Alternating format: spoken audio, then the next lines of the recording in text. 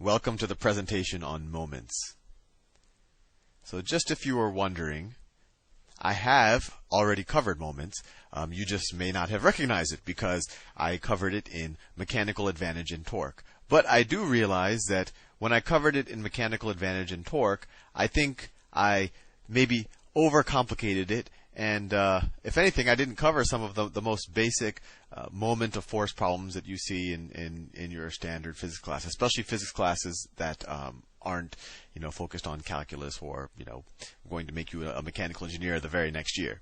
So we did that with, why did I write down the word mechanical? Oh yeah, mechanical advantage. That's if you do a search for mechanical advantage, I cover some things on moments and also on torque. So what is moment of force? Well, it essentially is the same thing as torque. It's just another word for it. And it's essentially force times the distance to your axis of rotation. What do I mean by that? Well, let me take a simple example. Let's say that I have a pivot point here. Let's say I have a pivot point here. Let's say I have some type of, some type of seesaw or whatever. There's a seesaw. And let's say that I were to apply some force here, and the forces that we care about, and this was the exact same case with torque because they're essentially the same thing. The forces we care about are the forces that are perpendicular to the distance from our axis of rotation, right? So in this case, if we're here, the distance from our axis of rotation is this. That's our distance from our axis of rotation. So we care about a perpendicular force, either a force going up like that or a force going down like that. So let's say I have a force going up like that. Let's call that F, F1, D1. So essentially, the moment of force created by this force is equal to F1 times D1, or the perpendicular force times the moment arm distance. This is the moment arm distance. Moment arm. That's also often called the lever arm if you're talking about a simple machine, and I think that's the term I used when I did a video on torque. Moment arm. And why is this interesting? Well, first of all, this force times distance, or this moment of force, or this torque, if it has nothing balancing it or no offsetting moment or torque, it's going to cause this seesaw in this example to rotate clockwise, right? This whole thing, since it's pivoting here, is going to rotate clockwise. The only way that it's not going to rotate clockwise is if I have something so right now, this end is going to want to go down like that. And the only way that I can keep it from happening is if I exert some upward force here. So let's say that I exert some upward force here that perfectly counterbalances, that keeps this whole seesaw from rotating. F2, and it is a distance D2 away from our axis of rotation. But it's going in a counterclockwise direction, so it wants to go like that. So the law of moments essentially tells us, and we learned this when we talked about the net torque, it essentially tells us that this force times this distance is equal to this force times this distance. So F1 D1 is equal to F2 D2. Or if you subtract this from both sides, you could get F2 D2 minus F1 D1 is equal to 0. And actually, this is how we dealt with it when we talked about torque. Because just the convention with torque is if we have a counterclockwise rotation, it's positive, and this is a counterclockwise rotation in the example that I've drawn here. And if we have a clockwise rotation, it has a negative torque, and that's just the convention we did, and that's because torque is a pseudo-vector, but I don't want to confuse you right now. What you'll see is that these moment problems are actually quite straightforward. So let's do a couple. It always becomes a lot easier when you do a problem, except when you try to erase things with green.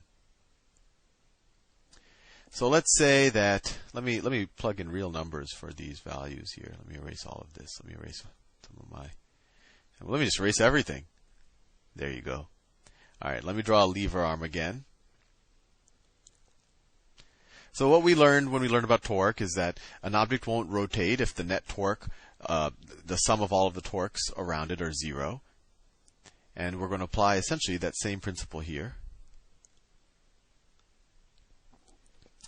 So if I have, let's do it with masses, because I think that helps explain a lot of things and makes the seesaw example a little bit more tangible. Let's say I have a 5 kilogram mass here, 5 kilogram, and let's just say that gravity is 10 meters per second squared, right? So what is the downward force here? What is the downward force? It's going to be the mass times the acceleration, so it's going to be 50 newtons. And let's say that the distance, the moment arm distance, or the lever arm distance here, and let's say that this distance right here is 10 meters. And let's say that I have another mass. I don't know. Let's say it's a 25 kilogram. No, that's too much. Let's say it's 10 kilograms. Let's say I have a 10 kilogram mass. 10 kilogram mass. And I want to place it some distance d from the fulcrum or from the axis of rotation so that it completely balances this 5 kilogram mass. So how far from the axis of rotation do I put this 10 kilogram mass? This is the distance, right? Because we actually carry the distance to the center of the mass. Well, how much force is this 10 kilogram mass exerting downwards? Well, it's 10 kilograms times 10 meters per second squared. It's 100 newtons. So, this is acting what? This is acting clockwise, right? This one's acting clockwise, and this one's acting counterclockwise, right? So they are offsetting each other. So we could do it a couple of ways. We could say that 50 newtons, the moment in the counterclockwise direction, 50 newtons times 10 meters, in order for this thing to not rotate, has to be equal to the moment in the clockwise direction. And so the moment in the clockwise direction is equal to 100 newtons times some distance, let's call that d, 100 newtons times d. And then we could just solve for d, right? We get 50 times 10 is 500 newton meters is equal to 100 newtons times d, that's 100. Divide both sides by 100, you get 5 meters is equal to d. So d is equal to 5. And that's interesting.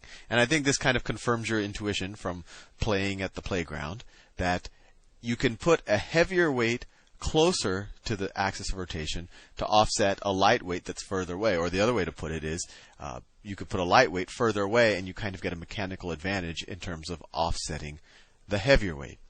So let's do a more difficult problem.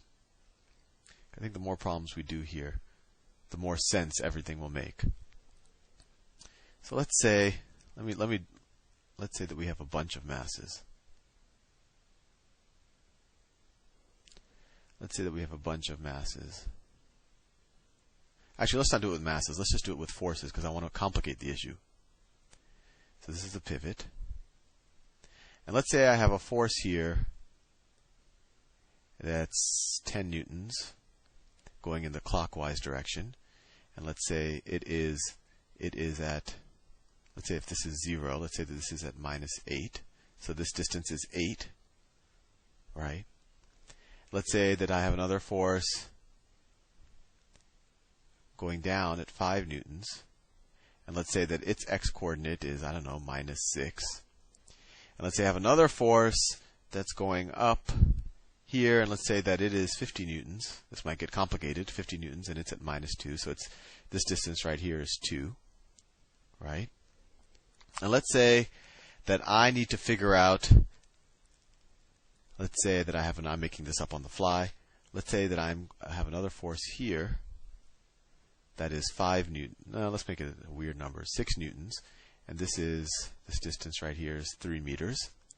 And let's say that I need to figure out what force I need to apply here, upwards or downwards. I actually don't know because I'm doing this on the fly, to make sure that this whole thing doesn't rotate, right?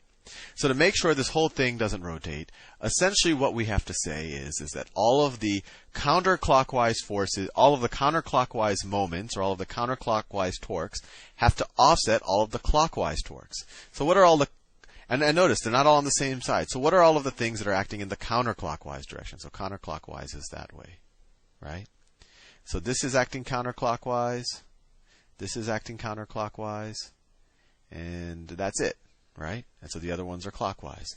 And we don't know this one. Let's assume for a second.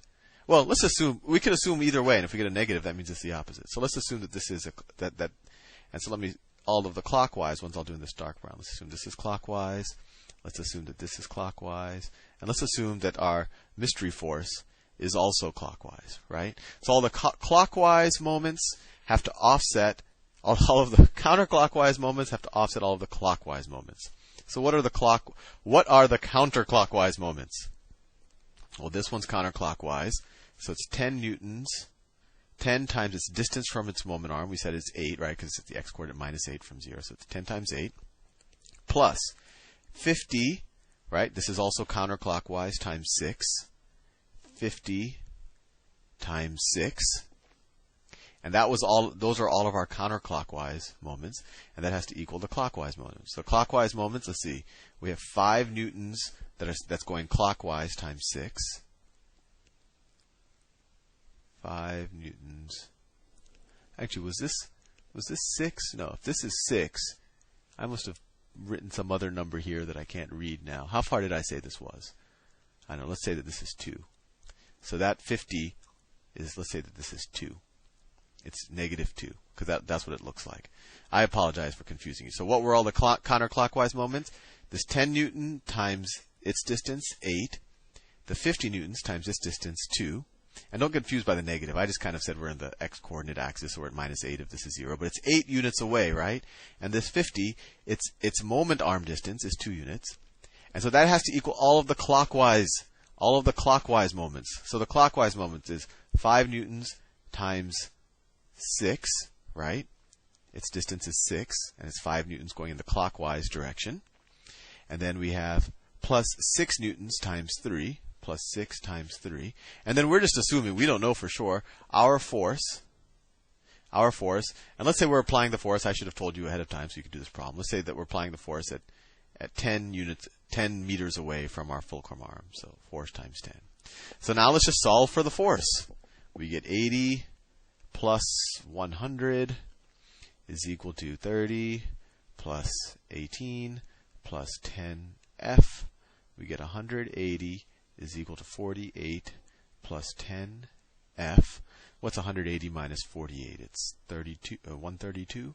So we get 132 is equal to 10F, or we get F is equal to 13.2 newtons. So if we apply, so we guessed correctly that this is going to be a this is going to be I keep mixing up all of the clockwise and counterclockwise, but this is going to be a clockwise force, right? These were all of the, this is going to be a counterclockwise force, right?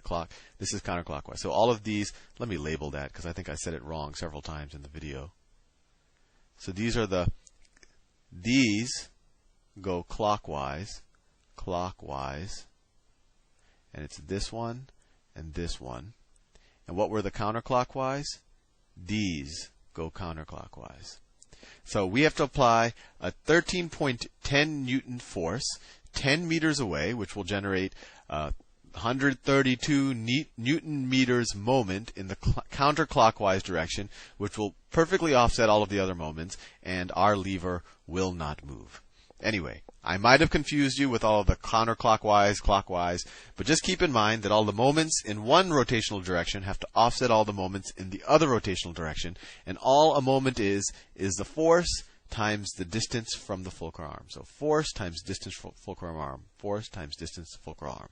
I'll see you in the next video.